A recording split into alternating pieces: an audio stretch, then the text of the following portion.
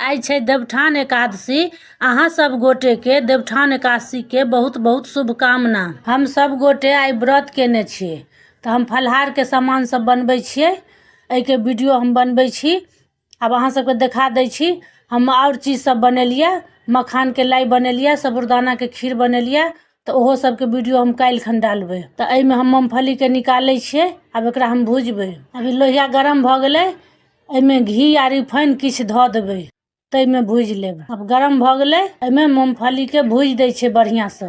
भूजबै हल्का। एहि में भ जात अहाँ के दू फाँक जना भ जात कोनो कोनो। तो भुजा जात आ एहि में करो भ जाय छै बढ़िया से। तो ई मूंगफली के निकाल लै छिए। आ एहि के छै से ओनाहो खा सकै छी। आ यदि एहि में नून द के खायब तो सेंधा नमक मिला देबै। से मिला के खा सकै छी। आ तै के बाद ई अनदिनो भूज के खा सकै छी। बहुत निक लागत।